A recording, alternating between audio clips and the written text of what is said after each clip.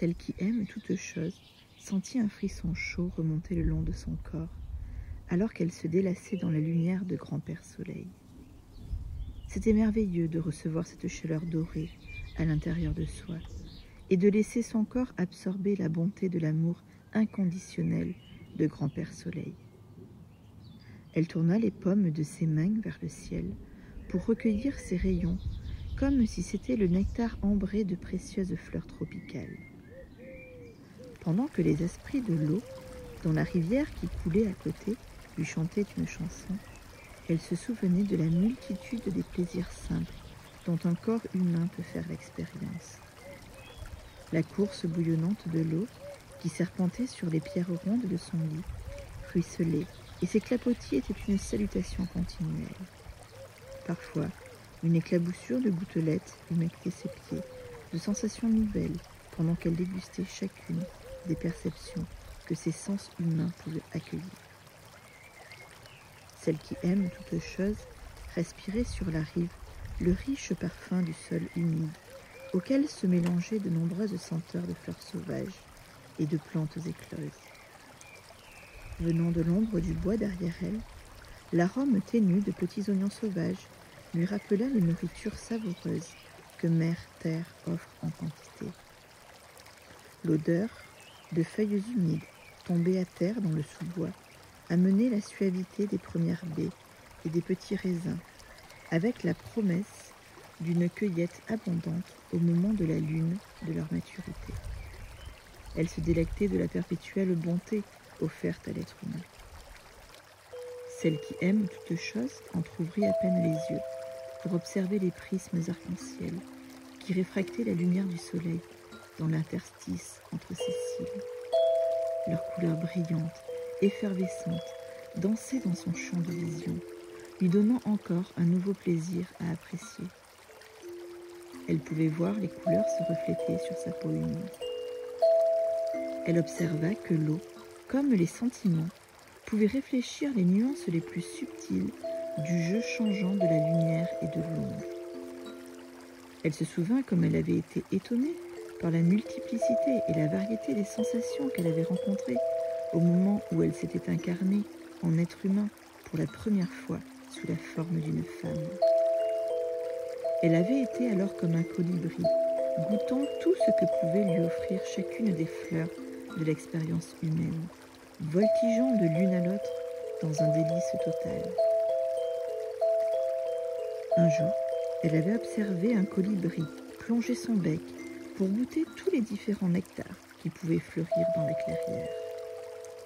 Elle avait décidé que le monde devait être savouré avec la même joie. Ses premières journées lui avaient enseigné la médecine offerte par le colibri, et la même attitude d'amour et de joie avait continué de donner forme à toutes les expériences de sa marche terrestre. Celle qui aime toute chose remercia en silence la plus petite de toutes les créatures ailées, dont la chanson lui fredonnait de laisser les joies de la vie chasser la négativité et la peur. Absorbée par tout ce qu'elle ressentait et profondément détendue, la mère de clan remarqua à peine que les couleurs du rayon du soleil, qu'elle suivait à travers ses cils, la menaient à un étincelant ensemble de souvenirs qui raviva en elle les joies et les épreuves qu'elle avait rencontrées sur la bonne voie rouge. Elle se rappela comment elle avait été initiée à la sexualité, apprenant les plaisirs de l'amour dans un champ de coquelicots et sur la mousse vert tendre. C'était une de ces journées chaudes, remplies du bruit des battements de son cœur et des cris des grives et des alouettes. Les oiseaux tournoyaient, puis plongeaient sur la clairière pour festoyer de germes d'herbes sauvages et de graines. Elle était en train de marcher auprès d'un homme qui avait profondément touché son cœur pendant les quelques dernières lunes. Ensemble, ils avaient exploré les contreforts des hauteurs environnantes et ils avaient partagé beaucoup de moments autour du feu. Il l'avait protégée, il avait fourni de la nourriture à cuire sur leur feu et il avait montré à son égard le respect dû à une femme. Cet homme savait que toute femme est une extension de Mère Terre, et que blesser une femme de quelque façon que ce soit pourrait entraîner la misère pour tous les enfants de la terre. La nuit précédente, alors qu'ils étaient assis autour du feu, il lui avait parlé de la responsabilité de donner du plaisir à une femme, d'une façon qui instruise et préserve les joies du couple. Celle qui aime toute chose avait découvert, en étant près de cet homme, beaucoup de nouveaux sentiments très curieux. Son corps pouvait réagir de la plus étrange manière si leurs mains se touchaient par inadvertance ou si leurs regards se rencontraient. Elle ne savait pas comment doser le flot de ses émotions ni l'afflux de sang qui mettait son visage en feu. Elle n'était pour rien dans l'accélération des battements de son cœur ou la bouffée de chaleur qui montait soudain dans ses cuisses. Chien à plumes, l'homme à ses côtés, était très différent des autres hommes qu'elle avait rencontrés. Jamais aucun d'entre eux auparavant ne l'avait fait se sentir ainsi. L'attirance qu'elle éprouvait pour Chien à plumes lui donnait une sensation de langueur et d'excitation, mais elle ne savait pas comment faire avec le flot d'émotions qui la submergeait quand elle était avec lui. Ce qu'elle éprouvait était parfois extrêmement agréable et à d'autres fois à la limite de la douleur causée par l'envie. Elle était troublée parce qu'elle ne comprenait pas ce qu'elle désirait ainsi. Parfois, respirer devenait difficile lorsqu'il plaçait son bras par-dessus son épaule ou qu'il souriait en la regardant au fond des yeux. Cette danse des amours avait duré 3 lunes, plongeant celle qui aime toute chose dans l'ivresse de la sensualité du toucher et le bonheur de se sentir choyée. L'intimité s'était approfondie pendant ce temps où Chien à plumes et elle avaient partagé leurs pensées les plus secrètes, mais pas leurs couches. Aujourd'hui, dans le champ de coquelicots qui irradiait de toutes les nuances rose-orangées du soleil nouveau-né, elle allait s'ouvrir d'elle-même à l'homme qu'elle aimait d'une façon nouvelle. Chien à plumes avait mérité son nom parce qu'il était investi de la médecine de la plume, symbole de celui qui est un messager de l'esprit, et de celle du chien parce qu'il enseignait la valeur de servir l'humanité avec loyauté. Cet homme incarnait les 3 médecines nécessaires à toute relation: le respect, la confiance et l'intimité. Chien à plumes comprenait l'importance d'établir une base solide de respect mutuel pour engendrer la confiance. Il savait que, lorsque confiance et respect sont présents dans n'importe quelle relation que ce soit, l'intimité et le partage des désirs du cœur peuvent fleurir en étant enracinés dans un terrain fertile. Dans sa sagesse, Chien à plumes avait laissé à celle qui aime toute chose le temps dont elle avait besoin pour expérimenter les bases sur lesquelles se construisait leur relation. C'est à partir de la base forte et attentive de leur entente que l'attirance sexuelle s'était naturellement épanouie. Celle qui aime toute chose se souvenait de chaque caresse de cette journée d'il y a longtemps et revivait la beauté et le caractère sacré de leur première union. Elle avait reçu un cadeau qui était ce que Mère Terre désire pour tous ses enfants: découvrir le plaisir de la sexualité humaine sans culpabilité, sans peur et sans douleur. Pendant les quelques années qui suivirent, celles qui aiment toute chose et Chien à plumes partagèrent dans leur union tous les plaisirs joyeux de la vie et de l'amour. Les expériences heureuses vécues avec son compagnon et la naissance de leurs enfants avaient enseigné à celle qui aime toute chose les joies de choyer et d'être choyée. À travers les rites de passage de la vie sexuelle partagés avec Chien à plumes, elle était devenue la protectrice de la sagesse sexuelle. En maternant ses petits, elle avait redécouvert le monde à travers les yeux de ses enfants. L'émerveillement et la jubilation du plaisir d'être en vie lui avaient permis de maîtriser l'art d'être une femme chaleureuse et sensuelle, ainsi qu'une mère compréhensive qui savait prendre soin de ses petits. Son cœur s'inondait d'amour quand elle pensait à toute la bonté que la vie lui avait offerte à travers sa fille et ses 3 garçons costauds. Dire adieu à Chien à plume fut difficile lorsqu'il partit pour le monde de l'esprit. Elle fit l'expérience encore plus douloureuse d'enterrer ses enfants et les enfants de ses enfants après les avoir vus grandir et décliner, alors qu'elle vivait toujours dans un corps qui ne vieillissait pas. Celle qui aime toute chose développa du ressentiment lors de ces hivers qui lui amenaient l'une des plus dures leçons de la vie humaine. Mère Terre n'avait jamais dit que l'un ou l'autre de ces 13 aspects trouverait qu'être humain soit une tâche facile. Mais celle qui aime toute chose s'était arrangée pour oublier les conséquences d'avoir un corps humain qui ne meurt pas.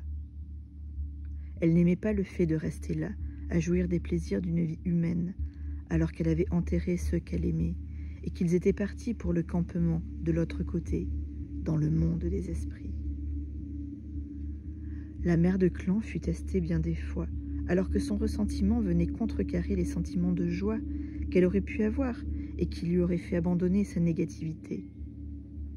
Elle trouva difficile d'aimer la vérité d'être immortelle, et encore plus dur d'aimer la vie autour d'elle alors qu'elle pleurait l'amour de sa vie passée. Celle qui aime toute chose voulait que sa famille revienne. Elle voulait retenir captive à nouveau la médecine joueuse de sa fille, petite loutre, pour meubler ses heures de solitude, quand l'ombre du ressentiment assombrissait son chemin. Mère Terre parla à celle qui aime toute chose. Elle lui fit se souvenir de la médecine que portait la loutre, dont sa fille avait le nom. Mais la mère de clan n'était pas prête à recouvrer cette médecine de la femme équilibrée, qui consiste à être un adulte jeune de cœur, qui joue ou qui travaille avec une même innocence et un égal délice. Elle ne voyait pas l'intérêt de retrouver l'équilibre dont elle avait besoin dans sa vie, en acceptant ce qui s'était passé et en décidant, comme un enfant, de vivre la joie du présent. Celle qui aime toute chose était concentrée sur tout l'amour qu'elle pensait avoir perdu, en oubliant de voir les dons de renouveau et d'abondance qui lui étaient offerts grâce à la sagesse de Mère Terre. Celle qui aime toute chose en vint à considérer que, quoi qu'il se produise dans sa vie, cela ne suffirait jamais à combler le trou grandissant dans son cœur. Elle s'obstinait à vivre dans le passé et ne se souvenait plus de la joie d'être vivante qu'elle éprouvait autrefois. Elle marcha pendant de nombreux soleils et de nombreux sommeils pour voir la mer, avec l'intention de mêler à l'eau salée ses larmes de regret et de remords. Arrivée au seuil de l'étendue infinie de l'océan, elle s'y élança pour mourir, ayant oublié que cela aussi était impossible. Pendant que son corps coulait sous les vagues mousseuses, elle fut piquée par une anguille, ce qui fut pour elle le comble de l'humiliation. Se traînant jusqu'aux dunes de sable, elle hurla de douleur et se mit à s'accuser de cette tendance à se vivre en victime qu'elle avait fini par adopter dans la sombre traversée de l'étendue de son chagrin. Celle qui aime toute chose commença à se blâmer de n'avoir jamais grandi. Elle blâma sa famille de l'avoir faite humaine. Elle blâma Mère Terre de lui avoir donné des expériences de plaisir et maintenant cette insupportable douleur. Elle se déchaîna et hurla aux 4 vents son dégoût et sa révolte tout en pleurant de colère.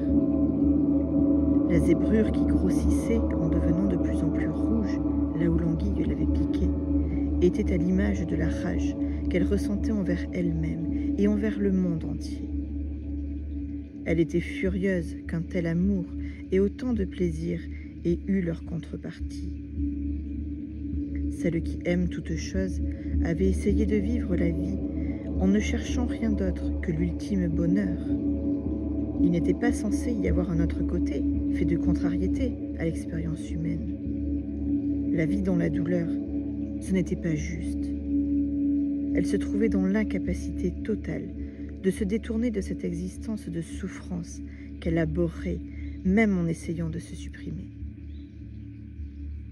Perdue dans sa propre misère, celle qui aime toute chose ne prêtait attention à rien de ce qui était autour d'elle, jusqu'à ce qu'un coup de vent lui apporte le fracas des vagues et le bruit des ailes de l'oiseau tonnerre, claquant dans son dos au même instant. Inno, le chef du tonnerre, lui avait envoyé l'oiseau tonnerre avec ses grondements et ses roulements assourdissants pour enseigner à celle qui aime toute chose comment ses propres sentiments avaient affecté l'équilibre de la nature. Elle entendit la voix d'Inno qui mugissait à ses oreilles. « Ma fille, tu as créé ces vents glacés parce que ton cœur est devenu froid.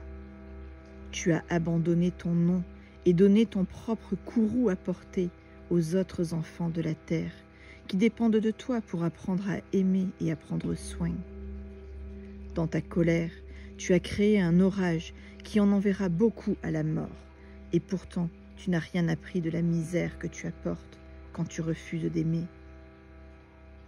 Tu dois toi aussi réchapper de l'orage que tu as provoqué pour voir quelle sorte de douleur tu as créée à l'intérieur de ton corps et la façon dont cette douleur blesse le monde de la nature. » À peine la voix d'Inno s'était-elle évanouie qu'une vague fracassante entraîna celle qui aime toute chose dans la mer démontée. Elle coula, roulée et culbutée par les assauts des vagues violentes. Ballottée par les courants, rejetée ici ou là, elle sombra dans l'obscurité de sa propre inconscience et dans l'auto-apitoiement. La dernière chose dont elle se souvint, c'est que quelque chose n'allait vraiment, mais alors vraiment pas du tout. La sensation de brûlure sur sa jambe et une désagréable odeur de chair pourrie la ramenèrent à elle. Celle qui aime toute chose lutta pour garder son estomac sous contrôle, mais elle ne put éviter de vomir.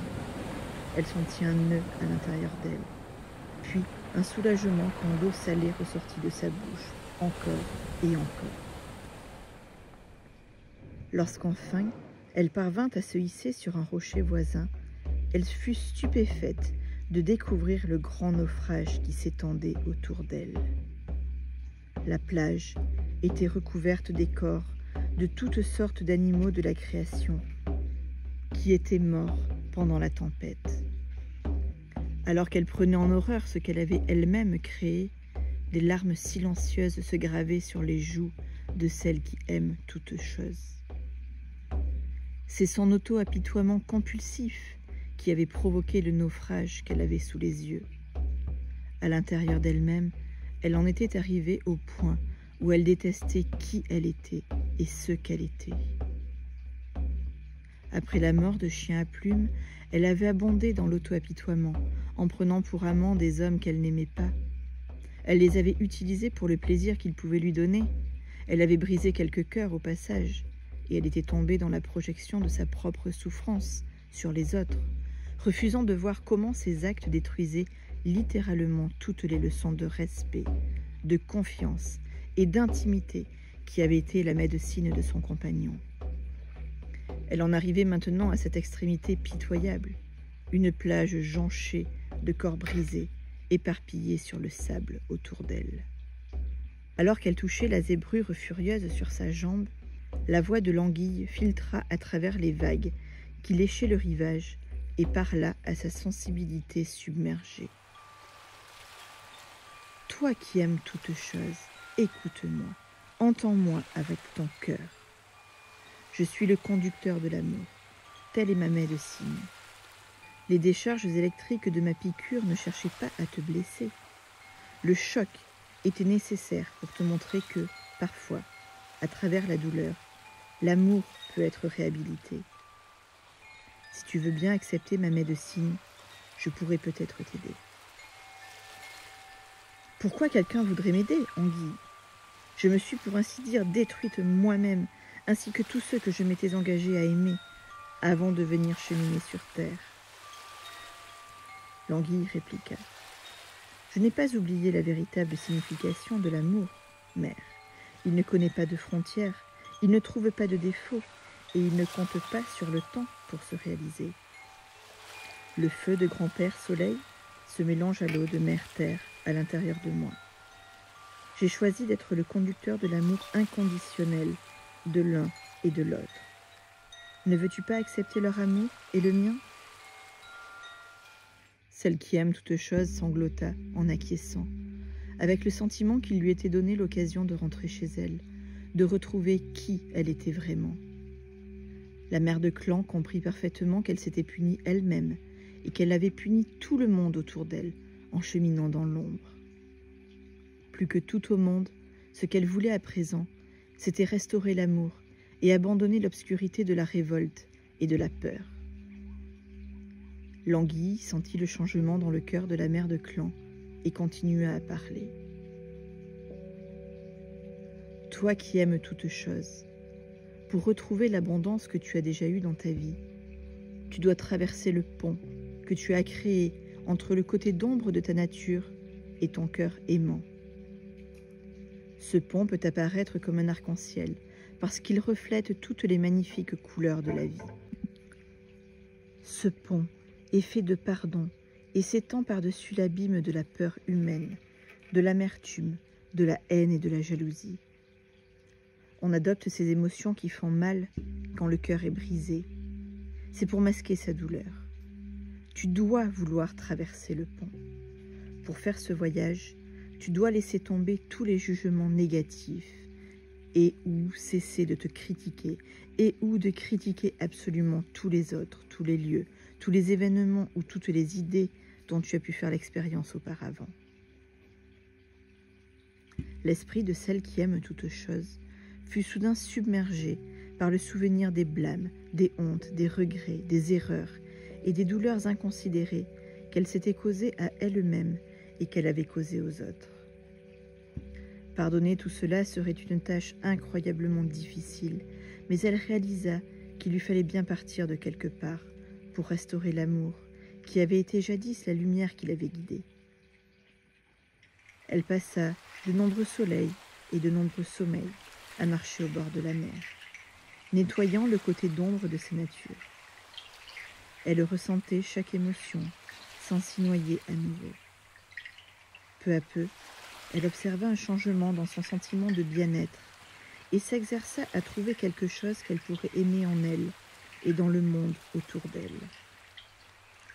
Elle chuchotait des mots de gratitude à chaque fois qu'elle faisait une nouvelle découverte, rompant les chaînes de son cœur brisé qui la liaient à une existence sans vie. La joie de vivre commençait à revenir en elle au fur et à mesure qu'elle s'affirmait, avec chacune de ses avancées dans son processus de guérison, en remerciant le grand mystère pour le don de la vie. Sa nouvelle attitude envers le monde qui l'entourait ramena dans la nature la vibration des couleurs qui en étaient arrivées à lui sembler bien ternes.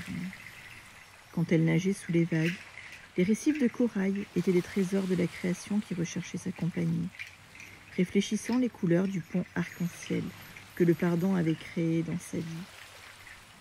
Alors qu'elle revenait à la vie une seconde fois, les 8 bras d'une pieuvre lui enseignèrent qu'elle était enveloppée par l'amour dans toutes les directions et qu'elle le serait aussi longtemps qu'elle le désirerait. L'encre violette que la pieuvre répandit dans l'eau pour se protéger des prédateurs qui pouvaient rôder dans les environs montra à celle qui aime toutes choses que la couleur violette, qui représente la gratitude et la guérison, était aussi sa protection contre la nature destructrice de l'ombre. Aussi longtemps qu'elle rendrait grâce pour chacune de ses avancées dans sa guérison, le processus guérisseur se poursuivrait. De temps en temps, un jour gris lui ramenait la mémoire brumeuse du passé. Au début, elle résista contre ses pensées, car elle avait peur de son côté d'ombre, mais contrairement à ce qu'elle avait choisi de faire auparavant, c'est-à-dire nier l'existence des perturbations de son esprit, elle choisit de se confronter à présent à ses souvenirs en trouvant des moyens pour remédier à ses expériences passées. Cette aptitude d'être reconnaissante pour toutes les leçons données par la vie qu'elle développait désormais l'empêchait de revenir au comportement naufrageur qui l'avait mené auparavant à utiliser les plaisirs comme une échappatoire, en anesthésiant tout dans l'oubli. Celle qui aime toute chose était en train d'apprendre à être responsable de ses actes. Elle réalisait que chaque fois qu'elle nourrissait le côté positif d'un défi en cherchant des façons d'exprimer sa capacité naturelle à aimer de façon égale toutes les expériences, elle pouvait facilement trouver les solutions nécessaires. Elle remarqua aussi qu'elle était responsable des oppositions comme des réactions négatives qu'elle pouvait avoir et qui la plongeaient dans de vieux sentiments d'être sans valeur, des sentiments qui lui donnaient envie de fuir et de se cacher de la vie. Le jour arriva bientôt où celle qui aime toute chose eut confiance dans le fait qu'elle était maintenant prête à cheminer auprès de ses amis humains sans projeter sur eux son passé. Elle commença à suivre sa piste, avançant à travers collines et vallées, parcourant les forêts, traversant les ruisseaux. Dans la lumière de l'aube, au 6e soleil de son périple, elle s'éveilla au bruit que faisait une biche qui se désaltérait dans le courant. Celle qui aime toute chose observa avec attention la biche qui poussait son faon vers les plaques de mousse qui bordaient la rive. Elle ravala les larmes qui lui montaient aux yeux, alors que le souvenir de Petite Loutre, sa fille, lui venait à l'esprit. Sa petite fille avait appris à marcher sur un tertre couvert de mousse, près d'un ruisseau, qui ressemblait beaucoup à celui-ci. La biche ressentit l'angoisse de la mère de clan et se tourna pour lui parler. « Tu es la mère de tous les actes de plaisir, toi qui aimes toutes choses. Et pourtant, voilà que tu as oublié d'être tendre envers toi-même. Tu prendrais tendrement soin de moi et de mon faon, mais tu es sans pitié envers toi-même. Nous autres, dans la création, avons entendu parler de tes tourments et de ta guérison, et nous nous sommes réjouis de tes progrès. J'ai été envoyé pour croiser ton chemin et te rappeler la douceur tendre et sensible de ma médecine. Pas tant pour que tu appliques cette tranquillité réconfortante aux autres, mais pour que tu t'arrêtes d'être si dur envers toi-même. De toute manière, tu es humaine. Le fait que tu ne fasses l'expérience ni du vieillissement ni de la mort de ton corps ne veut pas dire que tu doives te hisser au-delà des capacités des autres êtres humains. Douce mère, il n'y a pas de faute à être humaine. Tes sentiments feront toujours partie de toi. Ils ne s'évanouiront jamais, mais il n'y a rien de mal à les aborder de temps en temps avec douceur. Tu as traversé le pont du pardon, et maintenant, tu dois redécouvrir le chemin de la tendresse envers toi-même. Trouver l'équilibre entre la force et la douceur est une affaire délicate. Tu peux avoir recours à ma médecine à tout moment si tu as besoin de moi. À ces mots, la biche et le faon s'en allèrent. Ils s'enfoncèrent dans la forêt, laissant celle qui aime toute chose à ses pensées. Les paroles de la biche avaient encouragé la mère de clan dans sa résolution d'éprouver de la bonté envers elle-même, ce dont elle avait tant besoin. Dans la douceur, celle qui aime toute chose envoya des paroles de remerciement à tous les enfants de la création et au grand mystère. Puis elle se lava dans le ruisseau, mangea quelques baies et regarda en direction du chemin par où elle reprit sa course. 2 lunes plus tard, elle arriva aux abords d'un campement de 2 jambes, bien occupée à inventorier toutes les actions blessantes que les humains pouvaient s'infliger les uns aux autres. Elle comprit que le temps était venu pour elle de mettre en pratique tout ce qu'elle avait appris. Cette leçon de vie lui offrait l'opportunité de franchir le rite de passage final, d'aimer la vérité en toutes choses. En tant que gardienne du pardon, elle était appelée à montrer à ses membres de la tribu terrestre comment soigner leur cœur. La difficulté de mener à bien cette tâche qu'elle trouvait là sur son chemin éveilla en elle la pensée fugace de vouloir s'échapper de sa mission. Mais, au lieu de cela, elle remercia pour l'opportunité qui lui était donnée de grandir. Chaque fois qu'un membre de ce groupe essayait de faire circuler des rumeurs sur quelqu'un d'autre, la mère de clan faisait valoir au contraire la nature ou les traits de caractère positifs de la personne en question. Lorsque quelqu'un se sentait rejeté, elle était la première à montrer de la douceur et à l'encourager avec amour. Quand quelqu'un se déchaînait, crachant sa colère sur ses proches, elle chassait sa colère en lui montrant de quelle façon cette colère était en réalité adressée à lui-même. Généralement, se pardonner à soi-même d'être humain, de s'être rendu dépendant d'un autre pour faire les choses dont on aurait pu s'occuper soi-même, dissipait instantanément la colère. Des hivers passèrent. De nouvelles générations de cette tribu étaient nées, apprenant les cadeaux du pardon, de la douceur et de l'amour que celle qui aime toutes choses offrait librement. Elle voyagea auprès de différents clans et tribus, partageant les expériences de son chemin terrestre et la sagesse qu'elle avait acquise à travers ce processus de guérison. Elle apprit aux jeunes femmes à respecter leur corps et à prendre soin de leurs enfants. Elle partagea les leçons du caractère sacré de la sexualité, respect, confiance et intimité, avec les jeunes hommes qui pourraient ainsi se servir de leur connaissance de la sagesse sexuelle et de leur compréhension des relations pour tisser des liens durables avec leurs compagnes. Cette mère nourricière enseigna aux enfants comment jouir des plaisirs d'êtres humains en aimant le froid dans leurs pieds quand ils étaient dans un torrent de montagne, ou en se délectant du fumet d'un ragoût autant que de sa saveur. Honneur et respect étaient dus au sens, car c'étaient ces capacités de perception qui offraient à l'humanité les plaisirs de la vie.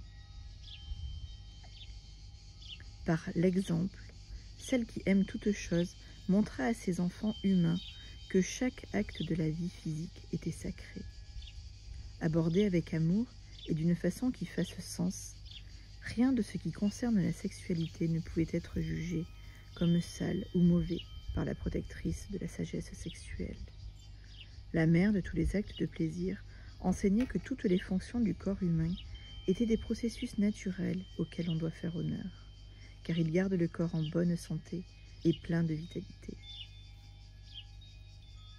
Elle montra aux jeunes adultes que le corps masculin donne à partir des organes génitaux et qu'il reçoit par le cœur, alors que le corps féminin reçoit par les organes génitaux et donne par le cœur. Lorsqu'une femme et un homme se tiennent face à face dans l'amour, ce processus de donner et recevoir crée un cercle entre les deux partenaires. Si l'un ou l'autre est froid, n'éprouve rien ou a peur, le cercle ne peut pas se constituer.